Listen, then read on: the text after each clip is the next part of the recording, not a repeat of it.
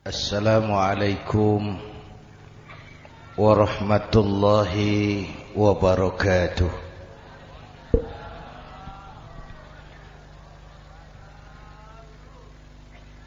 Alhamdulillahi wa kafa. Wassalatu wassalamu ala Sayyidina Muhammadin al-Mustafa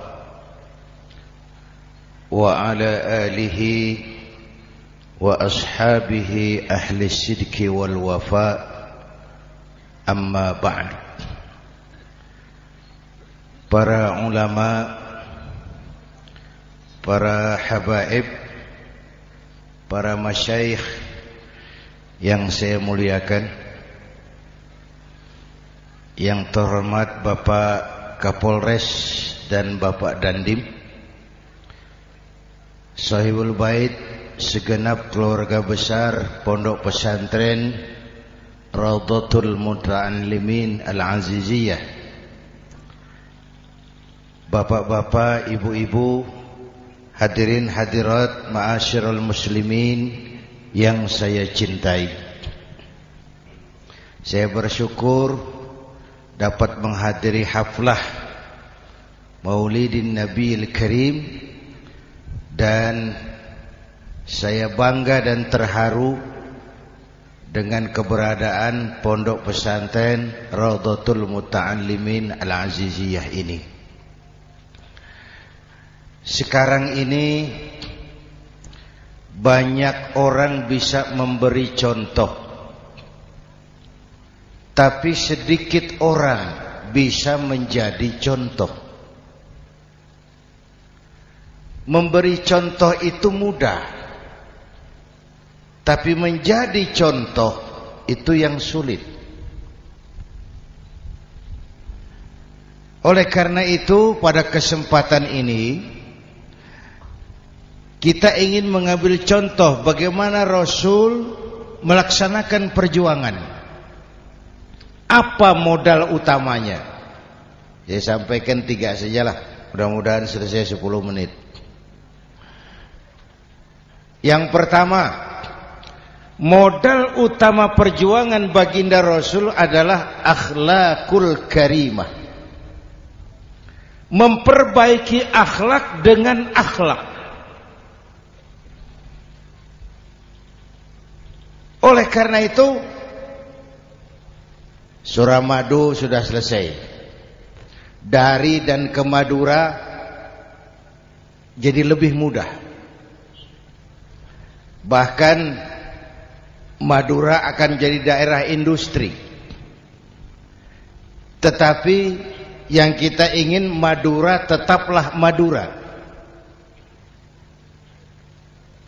Akhlak tidak boleh berubah. Zaman boleh berubah, akhlak tidak.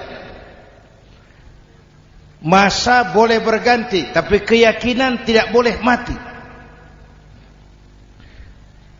Nah, soalnya adalah kepada siapa kita harus berakhlak? Kita itu kan harus berakhlak kepada 2. Kita harus berakhlak pertama kepada Allah. Ini yang terpenting. 13 tahun Rasul berjuang di Mekah hanya memperbaiki akhlak kepada Allah. Menanamkan tauhid, meluruskan akidah, membangun keyakinan. 13 tahun di Mekah itu. Dengan perhitungan, kalau fondasi kuat, bangunan aman. Kalau fondasi melenceng, bangunan bengkok. Kalau fondasi rapuh, bangunan runtuh. Bangunan bagaimana fondasinya? Orang hidup bagaimana imannya? Kekuasaan dan jabatan baru ada manfaatnya kalau dipegang tangan orang beriman. Kalau tidak, yang muncul Fir'aun. Harta baru terasa manfaatnya kalau dipegang tangan orang beriman. Itulah sebabnya bangsa kita ini bukan cuma perlu orang pintar, kita perlu orang benar. Bahkan di masyarakat lebih baik benar tidak terlalu pintar ketimbang pintar tapi tidak benar.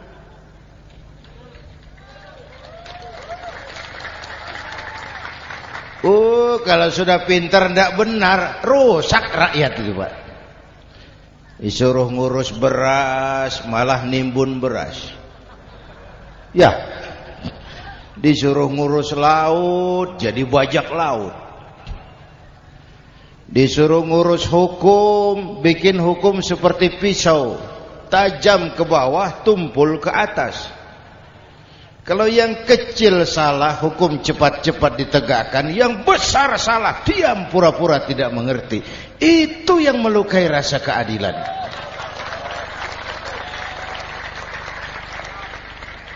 Mulai dari akhlak kepada Allah. Bagaimana cara berakhlak kepada Allah? Caranya dua. Pertama, jangan menyekutukannya dengan sesuatu pun. Yang kedua, jangan menyembah kecuali hanya kepadanya. Itu akhlak kepada Allah. Konsisten, disiplin. Saya bersaksi tiada Tuhan selain Allah, maka saya tidak akan menyembah kecuali hanya kepada Allah. Saya tidak akan takut kecuali hanya kepada Allah. Saya tidak akan minta tolong kecuali hanya kepada Allah. Saya tidak akan melarikan persoalan kecuali hanya kepada Allah. Saya bersaksi Nabi Muhammad utusan Allah, Nabi terakhir. Tidak ada Nabi sesudah Nabi Muhammad. Harga mati, titik. Disiplin. Ada yang mengaku jadi Nabi, wajib tidak percaya. Disiplin. Sekarang ini kan bangsa kita disiplinnya lemah. Korupsi agak sulit diberantas karena pejabat kita takut atasan tapi nggak takut Tuhan.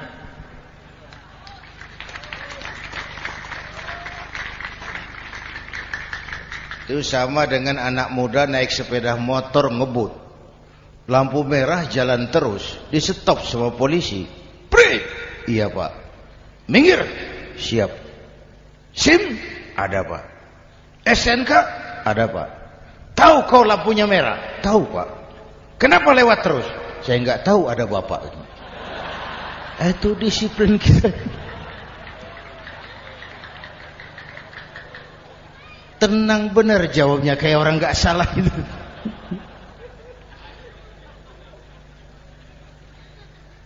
Iman. Apalagi belakangan ini, saya sering bilang gini, Pak. Ini humor tapi agak tasawuf. Orang yang paling tenang hidupnya itu tukang parkir. Coba lihat tukang parkir, walaupun mobil banyak, mereknya bagus-bagus, tidak pernah sombong. Tenang ini, tenang.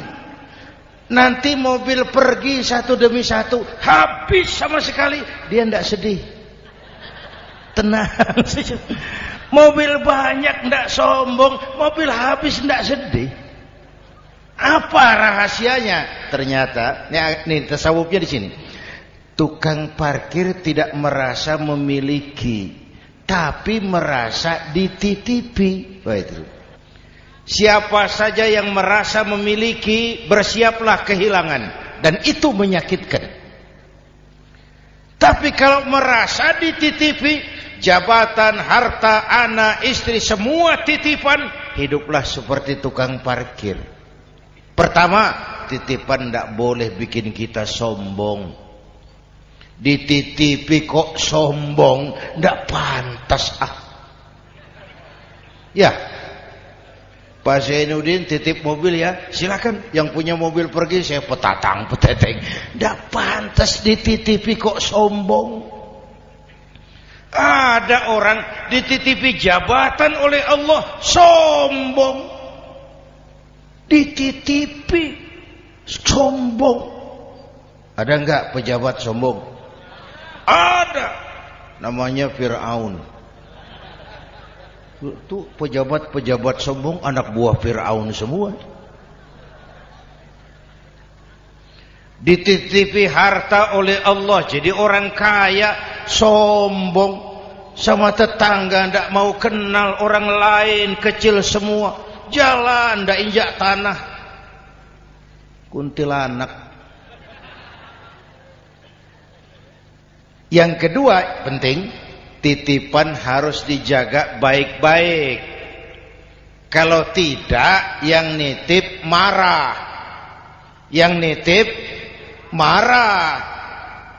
Pak, titip sepeda motor, silakan. Waktu diambil sepeda motor, kaca spion pecah, knalpot hilang, bemper hancur. Marah enggak yang nitip?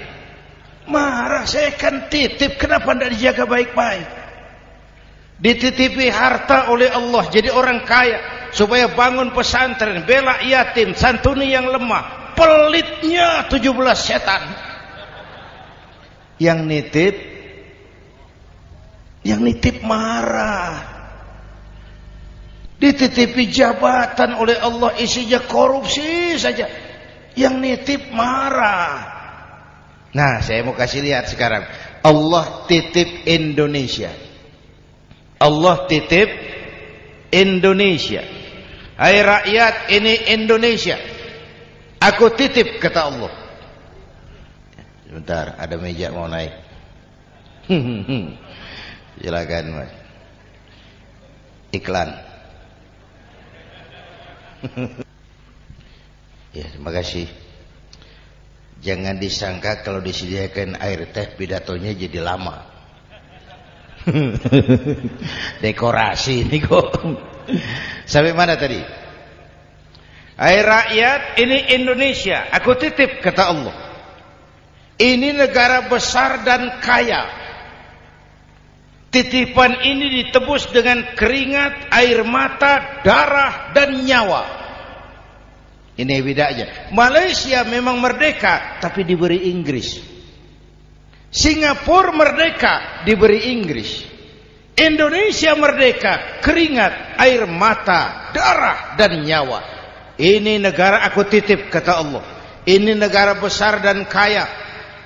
Buminya subur. Di atas perut buminya segala tanaman hidup.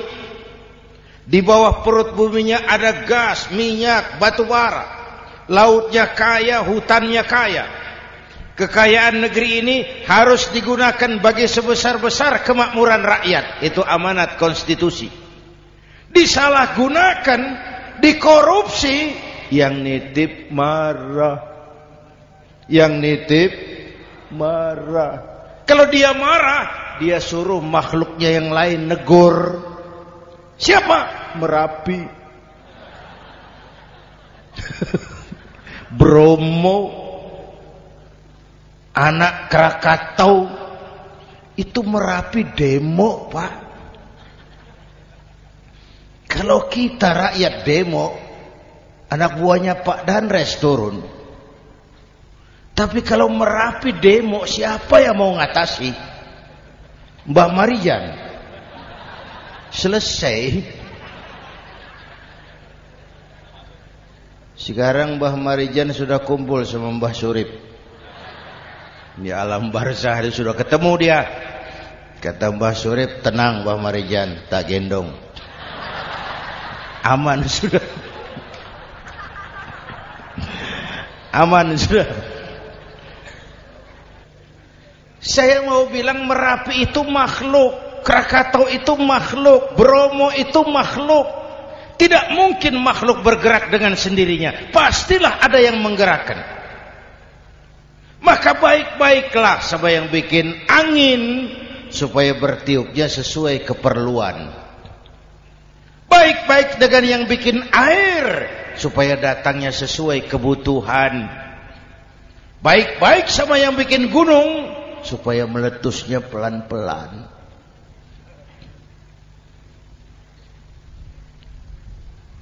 Bapak Ibu hadirin yang saya hormati, menjaga titipan.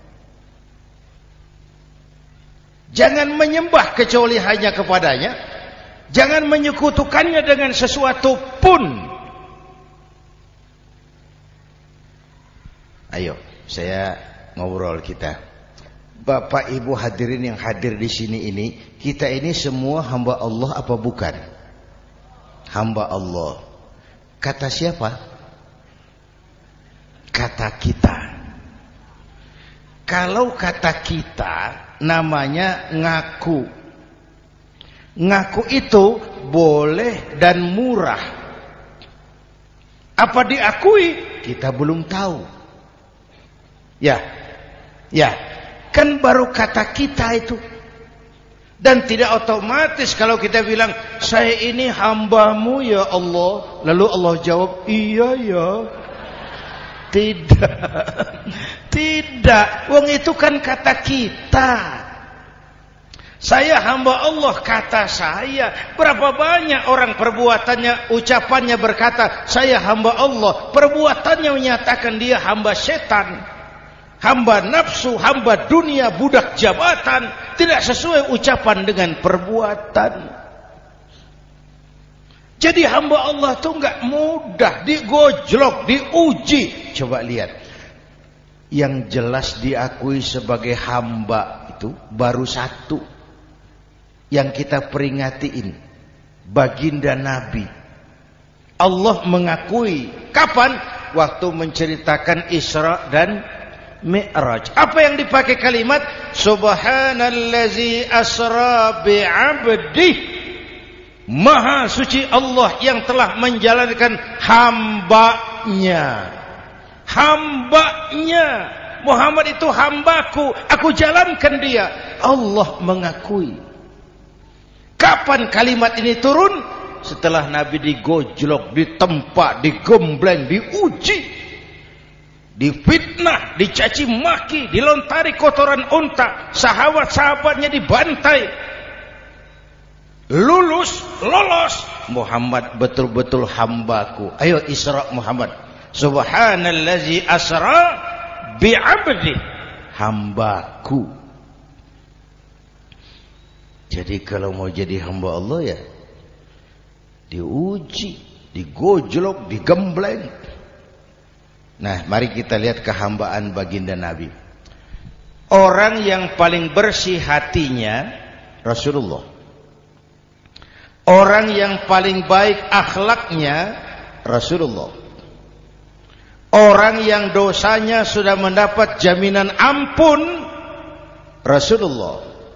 Tapi Rasulullah kalau sholat malam bengkak kakinya karena rajin sujud. Hati bersih, akhlak terbaik, dosa sudah diampuni. Tapi kalau sholat malam kakinya bengkak karena rajin sujud. Saya tahu di sini juga banyak yang kakinya bengkak. Cuma urusannya apa? Itu urusan masing-masing. Pada tingkat seperti itu Rasulullah, saya perlu Allah, saya perlu Allah, saya perlu Allah. Yang 100 tahun kita bangun selesai oleh gempa 3 menit. Ya.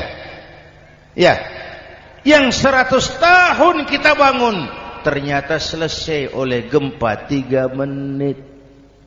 Kita perlu Allah.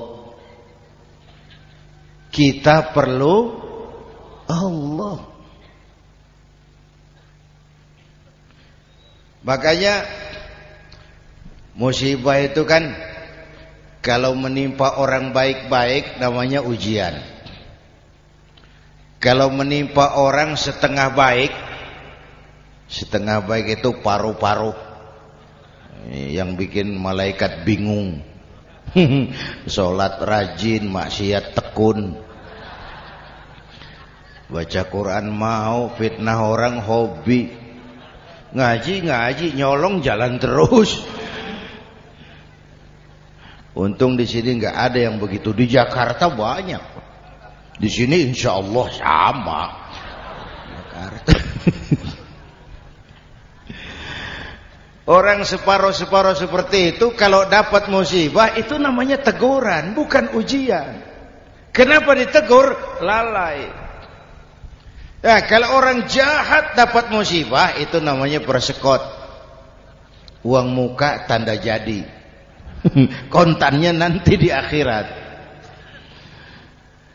Kalau diuji bukan saja harus sabar, tapi harus lulus. Kalau ditegur, introspeksi, perbaiki yang kurang, kurangi yang memang berlebihan. Bertali-tali, bersambung-sambung musibah ini. Dan musibah kalau datang tidak pernah memilih. Tidak pernah memilih. Bapak Ibu hadirin yang saya muliakan, jadi mari yang pertama jaga akhlak kita kepada Allah. Jangan menyekutukannya dengan sesuatu pun, jangan menyembah kecuali hanya kepadanya.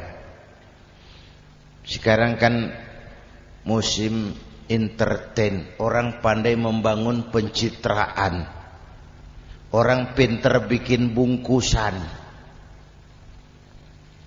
Sekarang ini kiai sama dukun tipis bedanya.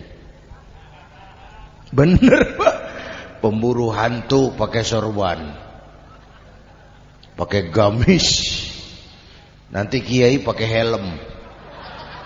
Atribut sudah kacau sekarang ini. Siapa pakai apa, siapa mau jadi apa, tidak jelas. Sementara masyarakat kita memang agak kutil, kurang teliti, cepat heran, gampang kagum.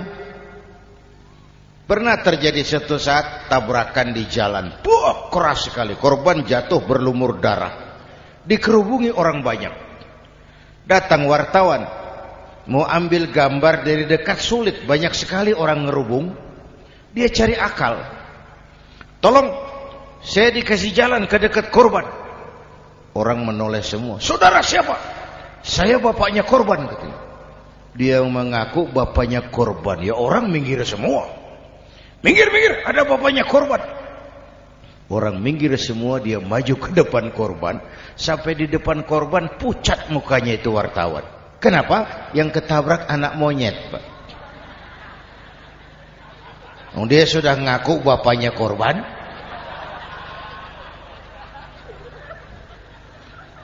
Ini cerita pendek tapi pesannya dalam.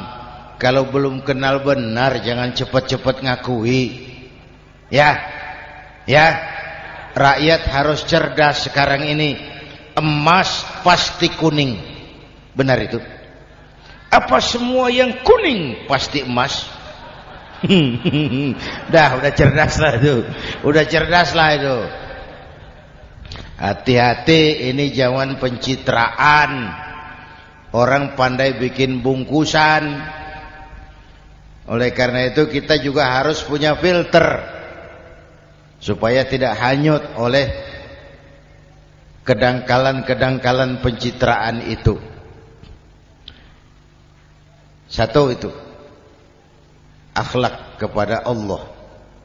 Yang kedua, kepada siapa kita berakhlak? Kepada sesama manusia. Kepada sesama manusia itu siapa? Pertama, sesama muslim. Malam ini saya hadir di sini, saya tidak merasa tamu. Saya hanya keluarga di tengah keluarganya. Bahwa saya lahir di Jakarta itu sih kebetulan. Saya enggak pesan. Yang kita tidak pesan jangan diributkan. Oh, kita enggak pesan. Warna kulit seperti ini kita enggak pesan. Dari suku apa lahir kita enggak pesan. Potongan seperti ini kita enggak pesan. Islam membebaskan manusia dari ras diskriminasi. Pada waktu yang bersamaan Islam mengangkat harkat derajat martabat kaum wanita. Ini kasihan dari tadi enggak diajak ngomong nih. Pada waktu yang bersamaan Islam mengangkat harkat derajat martabat kaum wanita. Tuh, ibu-ibu mestinya lebih terima kasih sama Rasulullah. Sebelum Rasulullah datang, nasib perempuan menyedihkan, dilecehkan, harganya murah. Sebelum Rasulullah datang, murah.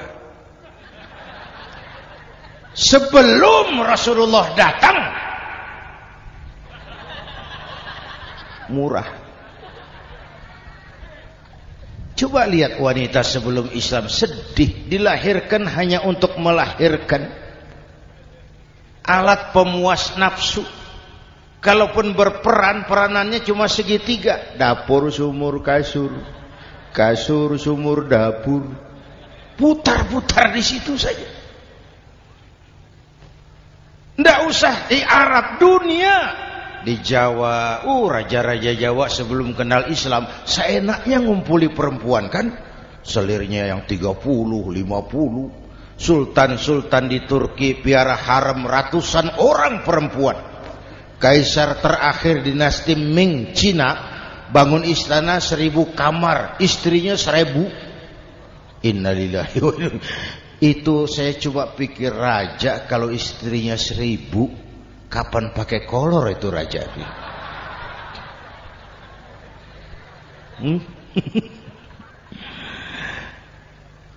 Rasulullah datang terenyuh, an-nisa imadul bilad. Perempuan jangan diperlakukan begitu.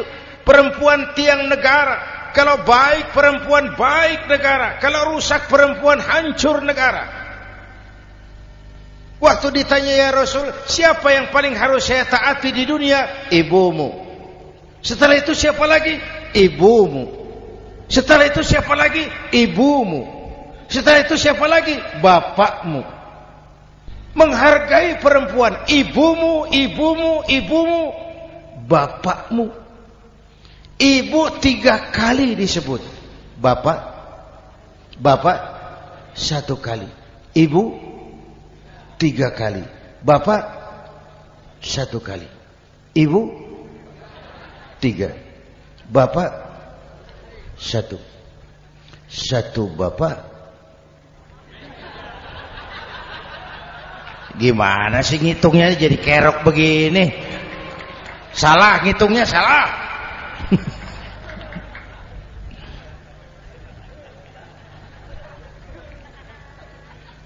Lalu dicairkan kehidupan kemasyarakatan di masjid. Masya Allah, masjid itu pendidikan demokrasi betul. Pertama, siapapun masuk masjid, copot sandal, buka sepatu. Benar itu? Ini masyarakat yang mau kita bangun. Tidak ada warga negara kelas 1, semua sama. Lurah masuk masjid, buka sepatu, rah. Camat masuk masjid, buka sepatu, mat. Gubernur masuk masjid, buka sepatu, Nur. Nikmatnya masyarakat masjid. Nikmatnya masyarakat masjid. Coba, binatang saja harganya tidak sama toh. Sapi yang mahal, yang gemuk, betul? Karena harga sapi pada dagingnya. Makin gemuk sapi, makin mahal harganya. Tapi ada burung perkutut lebih mahal dari sapi, padahal dagingnya sedikit betul. Kenapa harganya lebih mahal dari sapi? Harga perkutut suaranya. Di mana harga manusia yang paling gemuk? Silahkan bersaing dengan sapi. Maaf.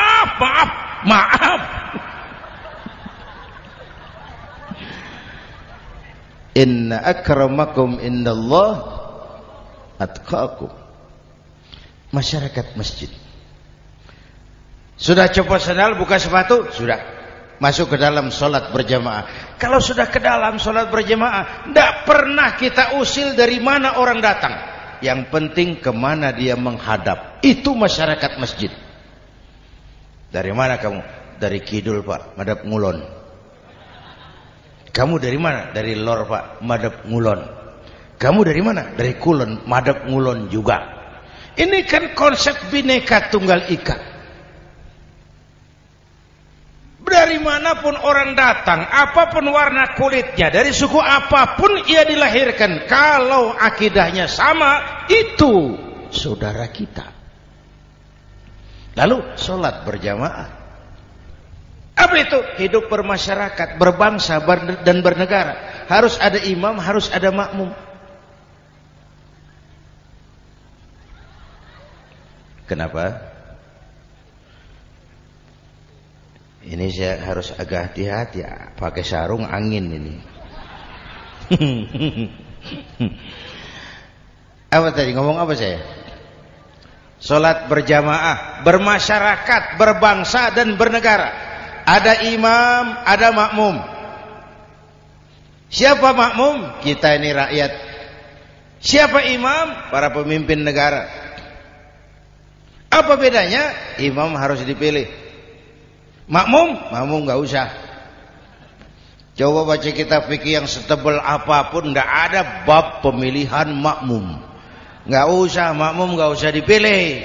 Orang buta boleh jadi makmum, orang bisu boleh jadi makmum, tukang mabuk boleh jadi makmum. Tapi tidak tiap orang boleh jadi imam. Imam harus dipilih. Siapa yang jadi imam? Pertama, a'lamuhum. Orang yang paling alim di kampungmu angkat jadi imam. Yang paling alim, bukan yang paling tua. Yang paling alim, tahu urusan, punya konsep, punya visi dan misi, mengerti negara ini mesti dibawa kemana, jalan keluarnya apa, angkat jadi imam. Pak, ada dua orang, Pak, alimnya sama, yang mana yang dipilih? Kalau ada dua orang alimnya sama, kata Nabi, afsahuhum, yang lebih fasih lidahnya.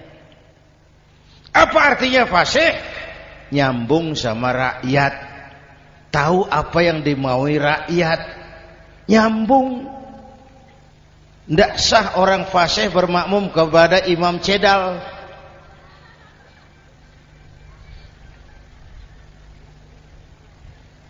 Kenapa, Bu? Nyambung. Capek kalau punya imam gak nyambung sama makmum. Makanya kalau sudah jadi imam, pesan Nabi apa? Idza amma ahadukumun nasa falyukhaffif. Kalau kamu jadi imam, ringankan solat kamu, jangan terlalu panjang. Itu makmum tidak sama kekuatannya. Ada yang tua renta, diri saja sudah gemetar.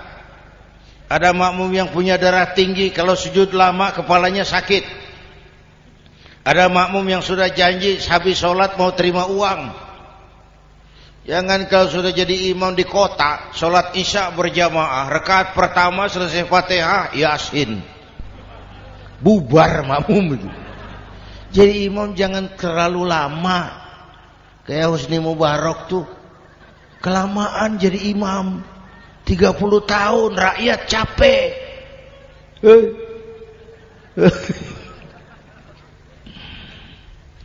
Bapak Ibu hadirin yang saya hormati, nah masyarakat Islam ini loyal, taat, setia. Kapan? Kalau imamnya benar. Imam takbir, makmum takbir, imam ruku', makmum ruku', imam i'tidal, makmum i'tidal, imam sujud, makmum sujud. Tapi masyarakat Islam tidak buta. Imam keliru, makmum wajib menegur. Ya. Bagaimana negurnya? Mestinya ruku, imam sujud. Wah, keliru ini. Subhanallah. Kan gitu. Itu aturan main. Tidak boleh imam keliru, makmum emosi. Main pegang, mam, hoi, salah, hoi. Kacau sholat.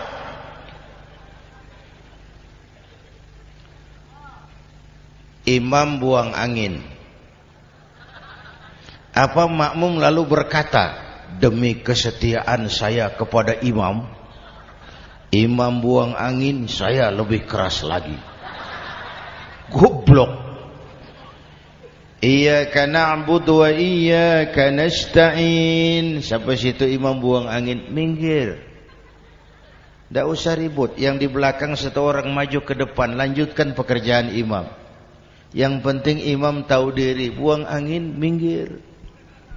Ini negara rusak karena imam sudah buang angin, tenang aja. Kayak orang nggak salah itu loh.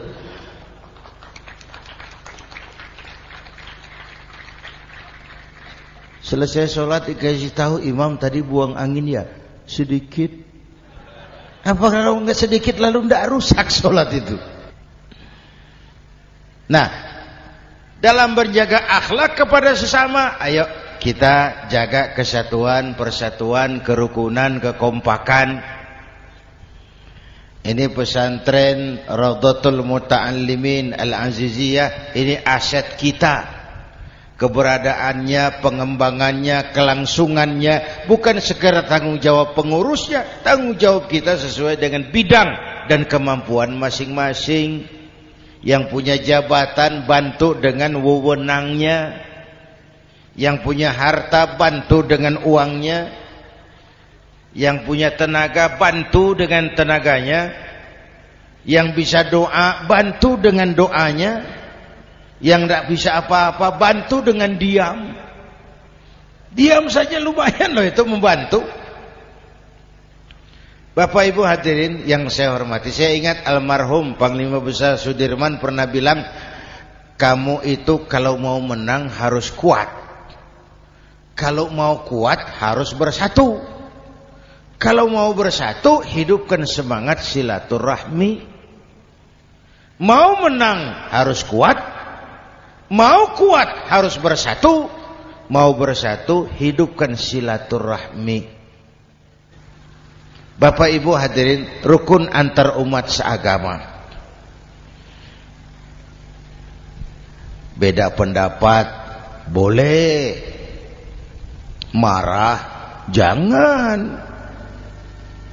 Kalau di Jakarta kan sekarang lagi musim apa itu wahabi yang bid'ah, sedikit bid'ah itu. Saya sih bilang yang suka tahlil bagus, terusin. Yang enggak suka tahlil enggak apa-apa, tapi jangan mencaci maki yang suka tahlil. Orang yang mabuk masih banyak kok yang tahlil dicaci maki. Kita ini seperti orang kurang kerjaan.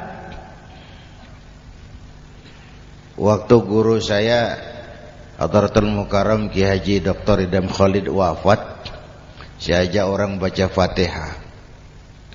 Selesai, saya lagi duduk di belakang, seorang pengusaha nemui saya, Kiai, kenapa? Saya coba ingin kepastian. Apa? Orang yang sudah mati dibacakan Fatihah itu, apa pahalanya sampai? Saya bilang gini, Mas, kamu kalau nggak percaya mati aja dulu. Saya bacain Fatihah, tunggu di sono. Kalau nggak nyampe balik lagi nggak apa-apa.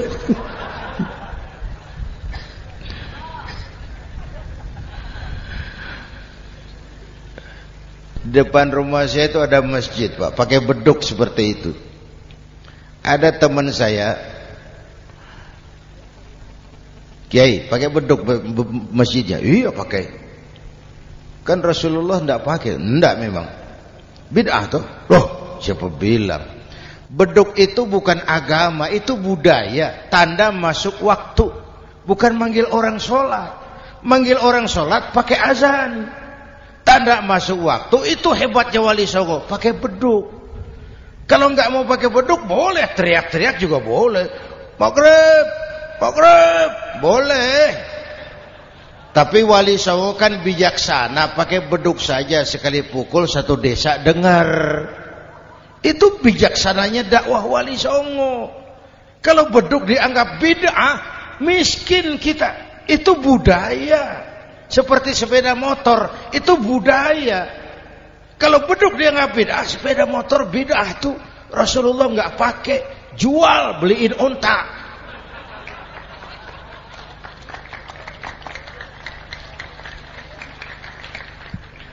Ayo cari persamaan, jangan memperbesar perbedaan. Hormati pendapat orang kalau pendapat kita juga ingin dihormati. Kasus Ahmadiyah meledak lagi di Cikesik, Banten. Lalu pendekar-pendekar HAM menganggap itu tirani, mengganggu kebebasan beragama. Dia lupa bahwa Ahmadiyah masalahnya bukan kebebasan beragama, tapi penodaan terhadap agama. Kalau kebebasan beragama sih umat Islam welcome. Orang mau Hindu, mau Buddha, mau Kristen bebas memilih agamanya masing-masing. Tapi ini kan Ahmadiyah lain, ngakunya Islam tapi ada nabi lagi sesudah Nabi Muhammad, namanya Mirza Ghulam Ahmad, asal dari India. Saudara hadirin yang saya hormati, ini yang prinsip penodaan terhadap agama. Kalau enggak ngaku Islam enggak masalah. Supaya mau aman caranya cuma dua. Ahmadiyah jadi agama sendiri. Karena Malaysia sudah melarang, Brunei sudah, Rabithah Alam Islami menyatakan aliran sesat, Saudi Arabia melarang pengikut Ahmadiyah pergi bikin haji. Sudah dianggap non muslim. Cuma memang pemerintah kita enggak tegas. Kalau dari dulu dinyatakan dilarang, enggak akan ada lagi kasus-kasus seperti itu.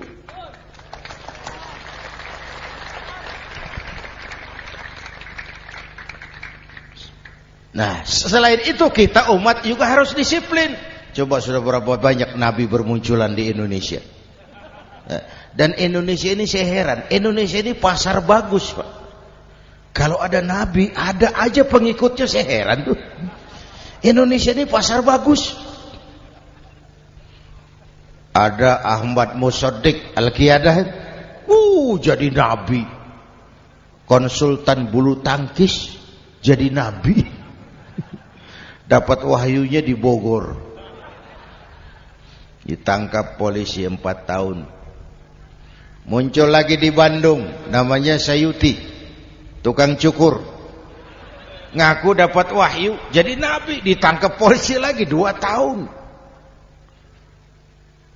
Di Malang Ustadz Roy, ya sebenarnya petinju, dia masuk Islam, mu'alaf, belajar Islam tidak pakai guru, diutak-atik ayat Quran. Sholat kita harus mengerti artinya, maka sholat boleh pakai bahasa masing-masing.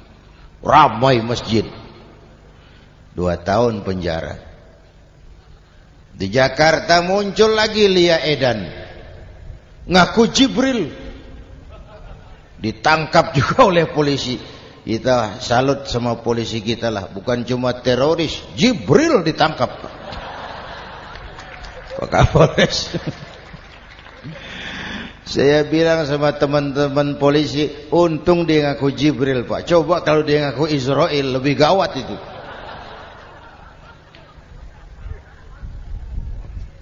Yang parah, antara Cirebon Losari, dia perbatasan Jawa Tengah Jawa Barat, pernah muncul agama baru namanya agama Jasun, agama Jawa Sunda, agama Jasun Jawa Sunda. Yang jadi nabi Tugimin. La haula wala quwata. Saya bilang ini jangan jadi nabi, jadi kiai juga enggak angker ini. Al-Mukarram Bapak Kiai Tugimin. Enggak enak loh. Yang lebih enggak enak selawatannya loh itu. Kalau kita kan tadi nikmat tuh, ya Habibi ya Muhammad, nikmat rasanya itu. Coba ganti sama yang tadi, wah enggak, ya Habibi ya Tugimin, enggak enak itu, Pak. Jadi umat Islam itu sangat menghormati orang lain agama. Soal agama orang lain, lakum dinukum, awas hati-hati kalimatnya. Kita menghormati orang lain agama. Soal agama orang lain, lakum dinukum. Kita memang yakin cuma Islam agama yang benar, tapi bukan berarti kita boleh menghina agama orang lain. Kenapa? Kalau agama kita yang dihina, kita kan sakit hati. Orang lain sama dong. Itu sebabnya Allah berpesan, jangan kau caci maki Tuhan mereka, karena mereka akan balas mencaci maki Tuhanmu. Dan itu artinya mencaci maki aku, kata Allah. Jelas ini? Jelas? Justru karena umat Islam mayoritas di Indonesia, maka kerukunan antar umat beragama terjaga dengan baik. Kalau umat Islam mau main kasar, mau main kayu, mau main keras, umat Islam ini 85%. Yang lain pasti selesai. Saya jamin selesai. Tapi kan tidak. Kita sadar betul ini negara Pancasila. Kita sadar betul bahwa kita harus menghargai orang lain agama. Menjaga kerukunan, rukun antar umat beragama. Yang ketiga, rukun antar umat beragama dengan pemerintah. Dulu kiai saya bilang, sultanun zulum khairum min fitnatin tadum. Pemerintah yang jelek pun sebenarnya masih lebih lumayan ketimbang tidak ada pemerintahan. Kalau itu ukurannya. Coba umpama nanti Pak SBY sudah terlalu pusing, lalu pengumuman jam 000, seluruh rakyat Republik Indonesia saya umumkan mulai malam ini tepat jam 000 pemerintah bubar. Ayo bayangkan seperti apa kita tanpa pemerintah. Hukum rimba. Yang kuat menekan yang lemah, yang kaya merampok yang miskin. Rumah saudara dirampok, lapor ke polisi, kata Kapolres, maaf polisi baru bubar. Hak asasi diinjak-injak, lapor ke pengadilan, pengadilan bubar. Masih ada pemerintah saja yang kuat suka menekan yang lemah. Apalagi kalau tidak ada pemerintah. Karena itu ulama dan umara dua pilar utama. Kalau kuat keduanya, kuatlah masyarakat. Kalau rapuh keduanya, maka rapuhlah juga masyarakat. Bapak Ibu hadirin yang saya hormati, ini yang kedua, kita harus berakhlak kepada sesama. Yang ketiga, kepada siapa kita harus berakhlak? Kenapa? Iya, saya cuma lihat jam. Yang ketiga, kepada siapa kita harus berakhlak? Kita ini harus berakhlak kepada makhluk Allah yang lain di luar manusia. Kepada air kita harus berakhlak loh Pak. Saya dulu remaja ngaji fikih, kiai ngajar makruh buang air kecil di tanah yang berlubang. Saya protes. Kenapa makruh kiai? Pertama, untuk kesehatan. Siapa tahu di lubang yang kau kencingi ada gas beracun. Kalau tidak kiai, kalau tidak maka artinya kau harus melindungi binatang yang ada di dalam lubang. Siapa tahu di lubang yang kamu kencingi ada semut sedang rapat membahas masalah Mesir. Apa dosanya lalu mati dikencingi? Ini namanya rahmatan li semut. Bapak Ibu hadirin yang saya hormati, ada hadis sederhana. Fa iza zabahtum fa ahsinu zibhata. Kalau kamu menyembelih hewan, sembelihlah dengan cara yang terbaik. Jangan nyembelih ayam pakai pisau tumpul, itu namanya tidak berperi kebinatangan. Kepada ayam kita berakhlak, kepada pohon kita berakhlak, kepada air kita berakhlak. Kenapa sekarang alam tidak seramah dulu? Karena kita juga tidak ramah kepada alam. Kenapa sering terjadi banjir? Karena tempat air kita kurangi. Dia bingung mau ke mana. Air nggak punya tempat. Akhirnya masuk ke rumah kita juga. Masuk dalam zoharul fasadu fil barri wal bahri bima kasabat aydin nas. Karena kita tidak berakhlak kepada lingkungan. Bapak Ibu hadirin yang saya hormati, jadi itu yang pertama, modal utama perjuangannya akhlakul karimah. Mau sukses, utamakan akhlak. Industrialisasi boleh terjadi di Madura. Jalan berhotmik licin, oke. Listrik masuk desa, alhamdulillah. Tapi akhlak jangan berubah, akidah jangan goyah.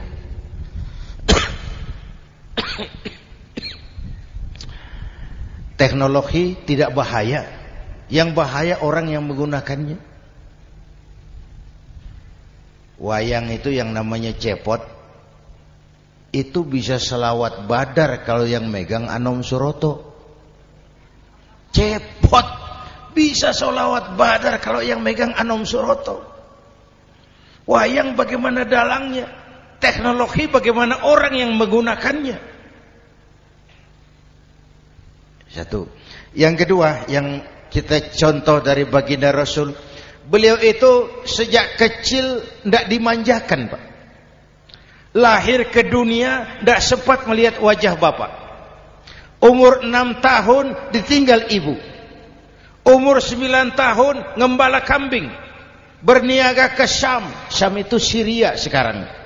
Umur 9 tahun bisnis lintas negara dari Saudi ke Syria. Remaja tidak dimanjakan, kerja keras, peras keringat, banting tulang. Tidak ada pekerjaan halal yang hina. Lahir pribadi yang tegar, mental yang tahan banting, manusia yang tidak cengeng karena sejak kecil ditempa oleh kesulitan. Jadi gini, orang itu kalau biasa susah, ketemu susah, ndak kaget, Pak. Mentalnya kuat. Saya santri, biasa makan kangkung, datang ke rumah teman dikasih kangkung, loh makanan saya ini. Dikasih daging ayam, nambah. Orang tuh kalau biasa susah enak. Saya santri, biasa tidur di masjid, disuruh nginep di hotel, pules, Pak. Tapi yang biasa tidur di hotel, suruh nginep di masjid, encok. Hidup ini perjuangan. Mau sukses harus berani susah. Jangan seperti dulu nih cerita santri. Ada santri beternak lebah, ambil madunya itu. Satu hari dia mau periksa sarang lebah, naik ke pohon pakai tangga, pakai sarung biasanya santri. Dia lupa tidak pakai celana dalam. Naik pohon periksa, entah bagaimana terpegang sarang lebah itu. Berhamburan lebahnya keluar. Salah satu masuk ke sarungnya. Tergigitlah Al-Mukarramnya itu. Dia menjerit, aduh, jatuh berguling ke bawah. Sudah lama jatuh, dia buka sarungnya, dia lihat bengkak. Karena bengkak kan jadi besar, senang juga dia. Dia berdoa, ya Allah, hilangkan sakitnya, biarlah bengkaknya.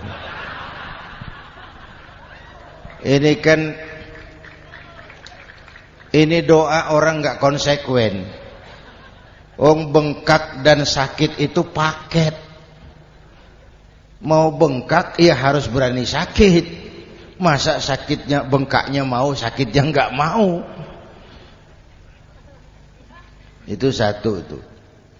Yang kedua, kita ini sering kalau punya cita-cita sering seperti rapat tikus. Satu hari sekelompok tikus rapat paripurna tikus untuk mengantisipasi bahaya kucing. Bagaimana supaya kucing itu jangan lagi mengganggu kita? Akhirnya ada yang mengusulkan begini, bagaimana kalau di leher kucing kita gantungkan lonceng, supaya kalau dia datang dari jauh suaranya sudah kedengaran dan kita bisa lari menyelamatkan diri. Wah, cerdas dia. Setuju semua. Setuju, bagus. Nah, oke. Waktu pembicaraan dilanjutkan, tikus mana yang mau menggantungkan lonceng ke leher kucing? Rapat bubar. Setuju, akur. Iya. Waktu kerja selesai. Bapak Ibu hadirin yang saya hormati, terutama anak-anak saya, para santri, remaja, pemuda. Hidup ini persaingan. Bapakmu tamat SD, nak, kau sarjana. Bapakmu cuma jadi RT, nak, kau camat. Bapakmu tukang tabal ban, kau harus punya pabrik ban. Anak saya pertama dulu, saya titip mondok di Tebu Ireng.